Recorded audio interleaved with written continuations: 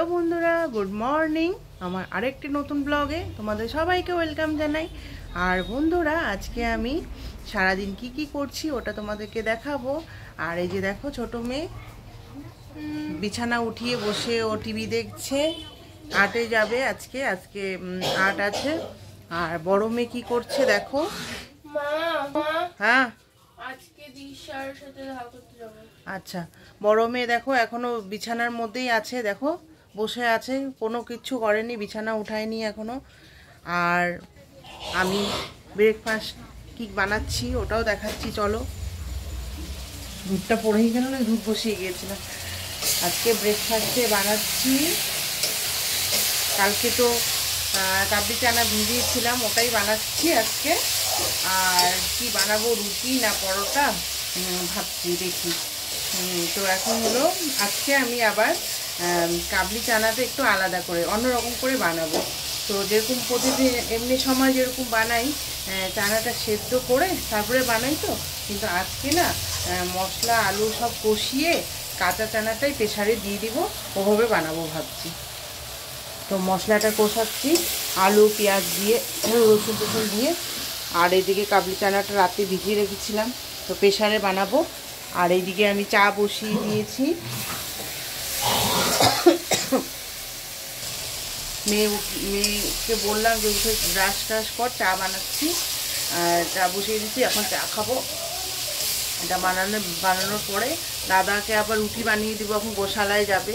গোশালার থেকে এসে তারপরে দাদা খাবে মুখ টুক ধুয়ে। আর ছোটো মেয়ে খেয়ে আটে চলে যাবে। কষিয়ে নিচ্ছি, যা চাটা পড়ে গেল, কষিয়ে নিচ্ছি। আজকে জানো কীভাবে বানাচ্ছি, আজকে না সবসময় তো সেদ্ধ করে তারপরে বানাই, কিন্তু আজকে আমি কাঁচাটাই কষিয়ে তারপরে প্রেসারে দিয়ে দিব, প্রেসারে দিয়ে তারপরে বানাবো। তো এভাবে না আমি আমার জায়ের কাছ থেকে শিখেছি, আমার যা এরকম করে বানায়, তো ভালোই লাগে, একটু লাগে খেতে। তো সেই জন্য আমি ভাবলাম এভাবে তো শর্টকাট, কোনো ঝামেলাই নেই। তো আমি সেই জন্য এইভাবে আজকে বানাচ্ছি, তোমরাও চাইলে বানাতে পারো। আর তোমাদের দাদা এখন গোশালায় যাবে, তো দাদার জন্য রুটি বানাবো। চা হয়ে গেছে, উতলিয়ে পড়ে গেল, ওদিকে নাড়ছিলাম ঘুগনিটা। আর রুটিও বানানো হয়ে গেছে, দেখো। আমি এখন ছোট মেয়েকে দিয়ে দিব, ও যাবে তো, ওর দেরি হয়ে গেছে আটে যাওয়ার, মানে আটে যাবে, তো একটু দেরি হয়ে গেল, তো ওকে দিয়ে দিব।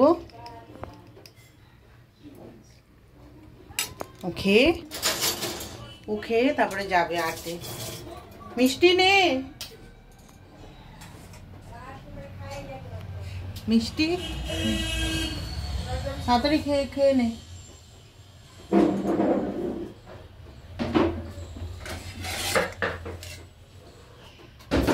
এভাবে তোমরাও বানিয়ে দেখো, খুবই ভালো লাগবে খেতে। আর বন্ধুরা, আমি আবার পরে আসবো দুপুরের দিকে, কি রান্না করব দুপুরে ওটা দেখাবো তোমাদেরকে। এই যে দেখো মেয়ে খাচ্ছে। দেখো বন্ধুরা, আমি আর দাদা বাজারে চলে আসছি। আর আজকে আমাদের এখানে থানা বাজারে হাট বসেছে, রবিবার আর বুধবারে এই থানা বাজারে হাট বসে। দেখো কত জিনিস বসেছে, মুড়ি হাটে মুড়ি পাওয়া যায়, সমস্ত মানে যে টুকরি ঝুড়ি এগুলো সব পাওয়া যায় এখানে। সব দেখো বানানো জিনিস, নিমকি কুরমা এগুলো সব বসেছে দোকান। এগুলো সব বাইরে থেকে মানে আসে, বসে। এগুলো দেখো,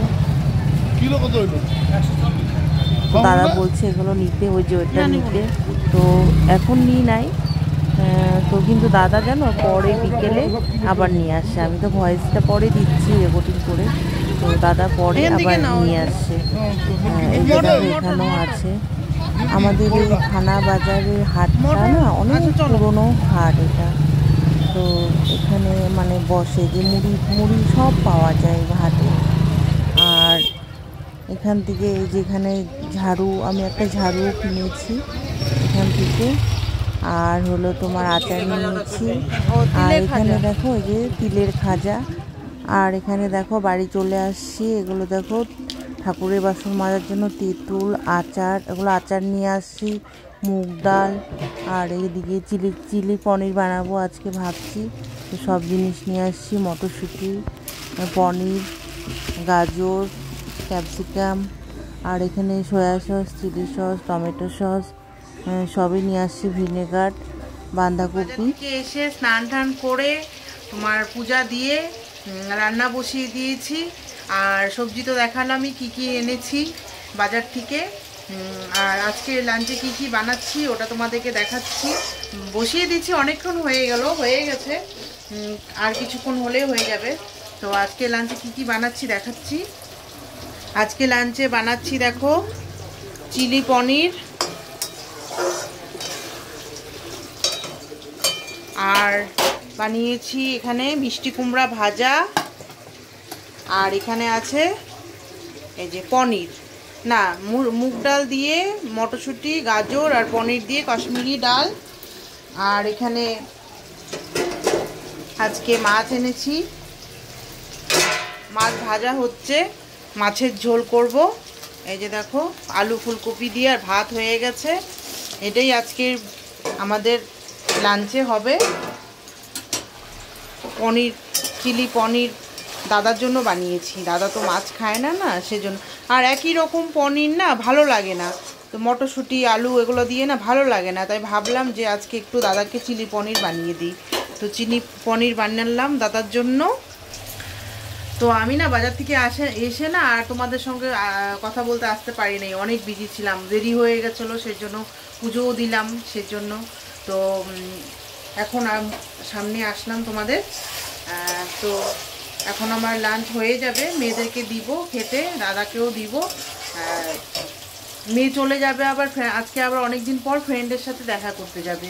তো ও বলছে মা আমাকে ডাল আর মাছ ভাজা দিয়ে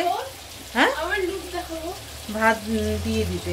তো সেই জন্য এই যে ও দেখো রেডি হয়ে গেছে, ও যাবে। কেমন লাগছে? এমনি সময় আসে না, এখন রেডি হয়ে আছে, তো এখন কেমন লাগছে বলছে। দেখো এই যে দেখো কেমন লাগছে, মুখে গুটা। বলো না কেমন লাগছে। ভালোই লাগতেছে, দেখি ভালোই লাগছে। রিলস করছে, তোমরা কমেন্ট করে জানিও কেমন লাগছে। ওকে,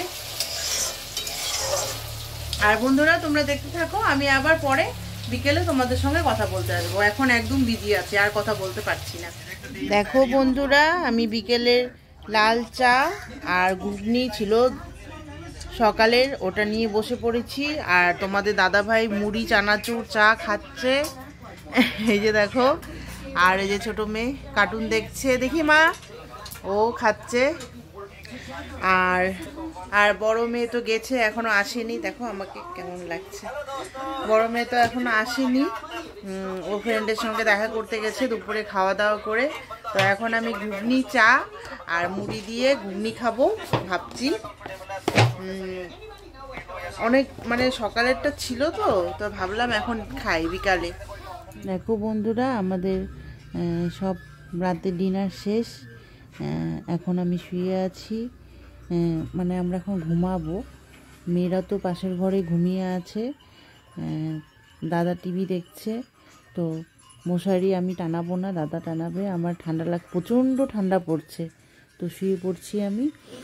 রাতে সব কাজ সেরে বাসন টাসন মেজে এখনই আসলাম বিছানায় শুতে।